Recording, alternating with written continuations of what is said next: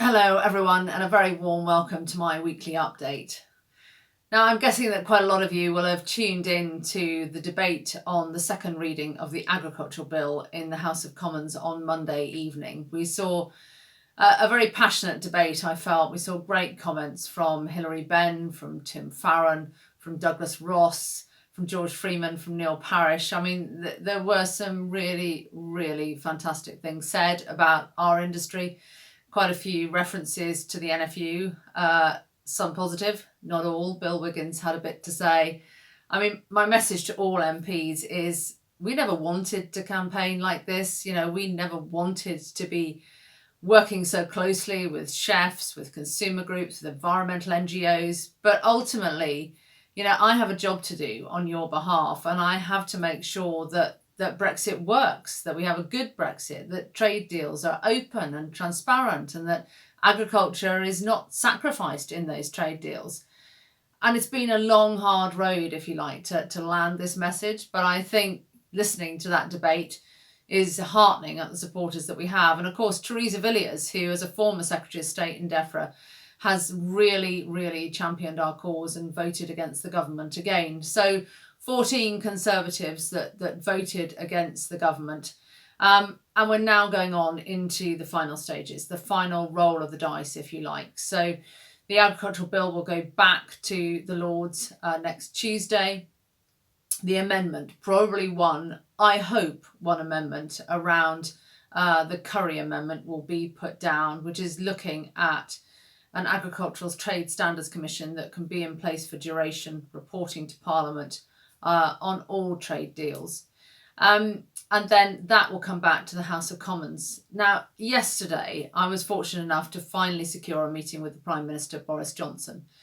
And the point I was putting to him was the government needs to get ahead of this. You have made a cast iron commitment to the nation about not undermining our farmers. We just want to see a long-term legal basis for this commission to operate from.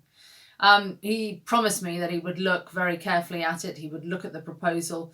He spoke passionately about our interest, but, words have to translate into actions. We are, at the 11th hour now, and time is not on our side. But it really is because of all of you, our members, that I get to see the Prime Minister. It is about representing as many farming and growing businesses across the country. And I'm really pleased that in the last 10 days, at this critical time, I've met with Sir Ed Davey, leader of the Liberal Democrats, Keir Starmer, leader of the opposition, who, by the way, doesn't like ever using the word sir, which is why I just referred to him as Keir Starmer, and of course, our Prime Minister, Boris Johnson. I left the Prime Minister with this statement, really.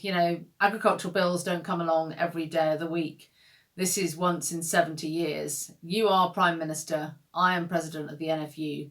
We have a moral obligation to make sure we get this right. And I said, I have to be able to look back in 5, 10, 15, 20 years' time and know that I did all I could for my members. And that is my focus.